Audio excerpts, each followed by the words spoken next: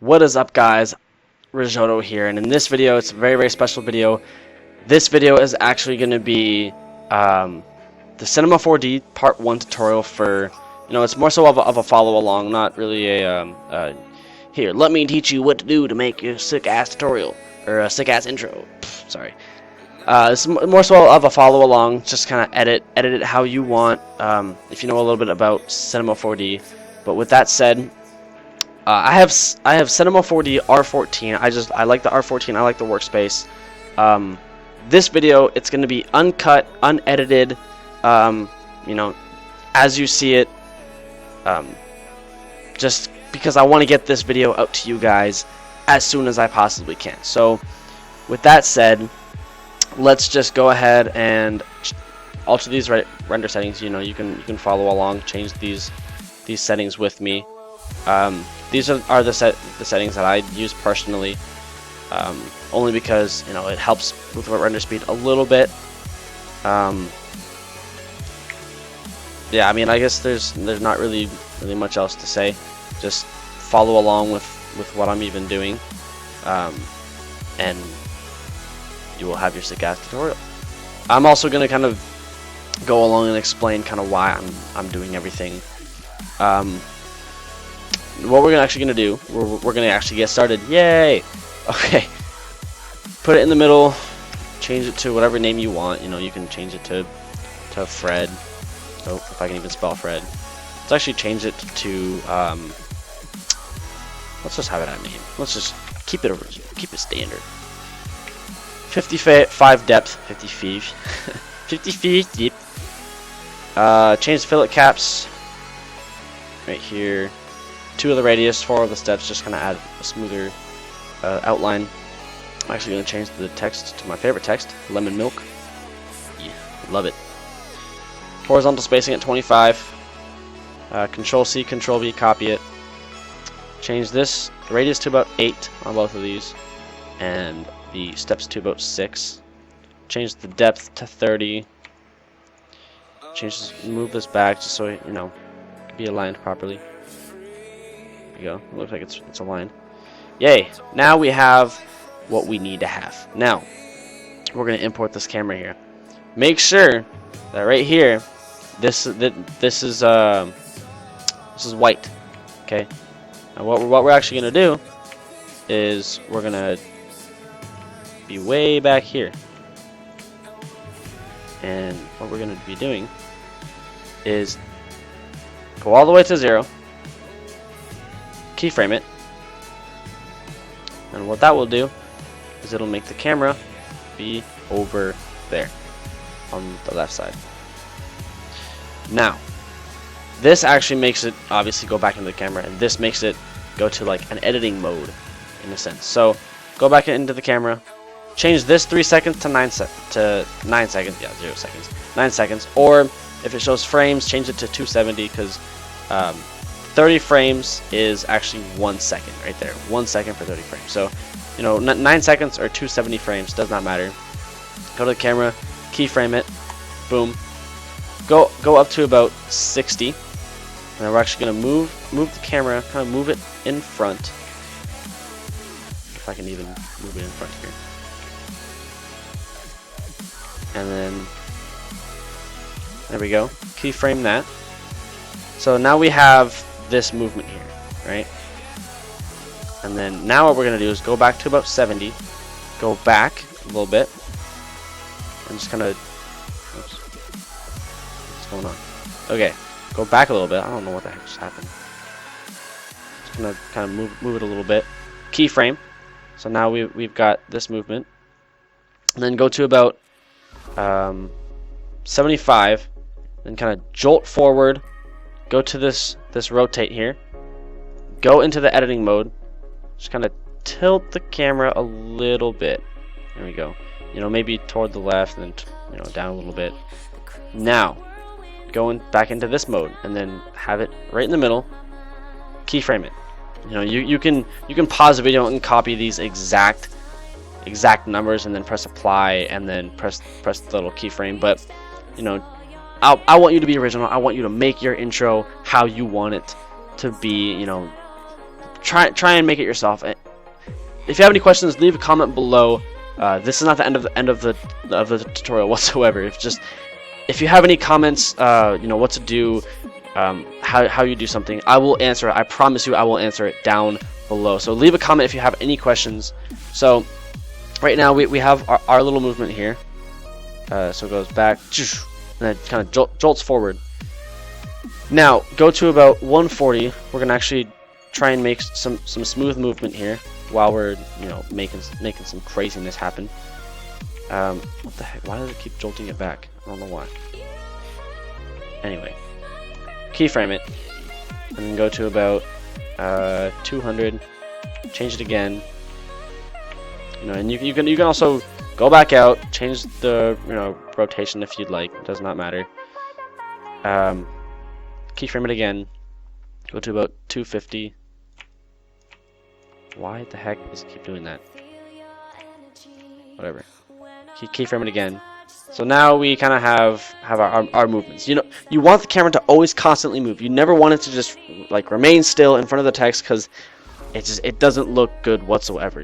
With everything that we're doing, it will just look super bad. So press play, see how our movement is. Just kind of constantly moving. And then what we're actually going to do at this very last part is go all the way to the very end and just kind of zoom in kind of close. You can turn it if you like. What the heck? Why does it keep doing that? I don't know why it keeps doing that. That's really dumb. And then keyframe it, just to kind of add. Okay, I actually don't like how that is. Make this keyframe yellow. Delete it. It's bad. Delete it. Go back to 250 or 270, and then just kind of zoom in and make sure that it's in the middle of the text. Now keyframe that. Now that would be a pretty good ending. So here's what we have so far. If we press play, just kind of a jolt, and then moving, zoom in, which is good. That's nice. But in my opinion, I feel like the jolt doesn't, it doesn't go back far enough. So go to 70. Now just kind of go back a little bit, and then re-keyframe it. That'll change all of the positions, but that's fine. Now go to 75. Kind of zoom in a little bit some more, and then keyframe it, just so that we have a bigger jolt for whenever the bass drops, obviously, right? So let's see our movement now. That's better. That's nice. That is awesome. I love that movement a lot better. Kind of just jolts in. What I'm actually probably gonna do is, it's fine. It's fine. I feel like it looks pretty good so far. And just now to zoom in. Now I'm actually going to be pulling out my materials that I need, kind of make it look how I want. And I'm sorry guys, but I cannot give you these materials. All of these materials I had either bought or I got from a friend to make them for me. So I'm sorry that I can't give these out to you guys. I know I might actually make a materials pack for you guys, possibly in the future, and just kind of make it my own. I don't know. Haven't really thought it through fully yet, but anyway, now take this off right here, like where it shows the white little square. Now I know it'll look like absolute craziness, but those are actually our keyframes that we've made. So that's where the camera is actually moving each frame. It's kind of cool, huh? So we're actually going to be applying the materials onto this text. Now, I'm actually going to have a reflection material on, on the outside of it, just to kind of make it look really nice, really sexy. Now, I'm also going to have a stone material on the front. So this stone material looks super sick. Love the way it looks. I'm actually going to change to a different stone, maybe a marble. I'm actually going to change this to the front. There we go. That looks nice. Now, I'm actually going to have the stone on the outside of this. There we go. That looks pretty cool. Looks pretty sick. So I'm actually going to render this, guys. I'll show you how to render, but once you have your materials on it, if you have your materials or not, I would recommend it. Oh, one more thing. I actually have a Lightroom. If you don't have a Lightroom, look up free Cinema 4D Lightroom or free Cinema HDRI. And what you want to do is you want to open it, and it'll say like lights, or it'll say like do not touch.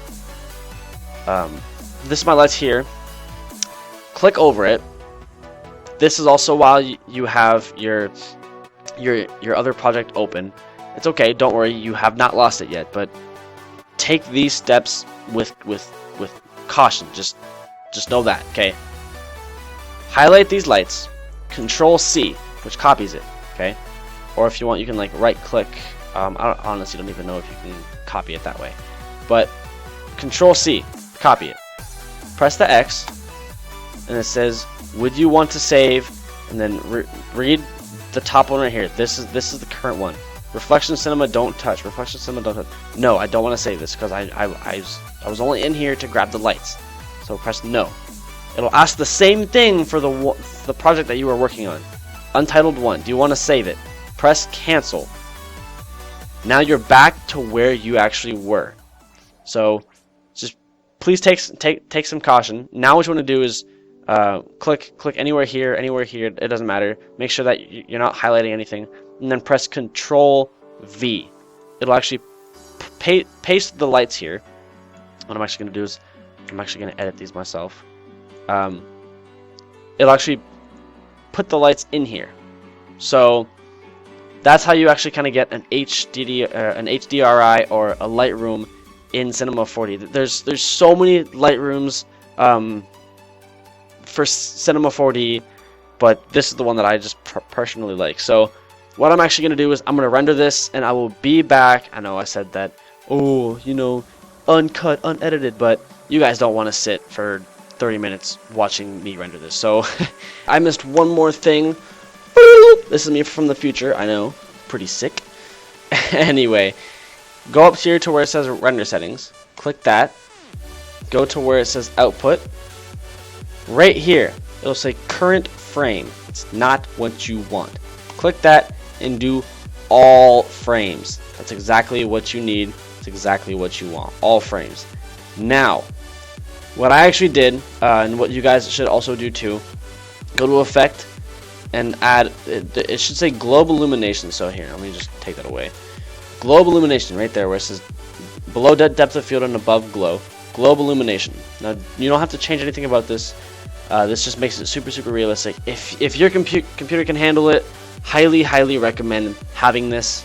You can exit out. Now what you want to do to render it properly is go up to your render settings, go to where it says save, and make sure that it's saved here. Make sure that it's saved in the AEC file. Save it as picture. Press save. There you go. Now exit out and press this right here in the middle. It will actually render each individual frame. You have to actually sit through this and let it render each individual frame, but it'll look super like look at how freaking nice that looks. Look at that. I had actually changed the material to white because the stone didn't really complement the green, and you just kind of sit through here waiting for it to render. It's already rendered 2 of the pictures.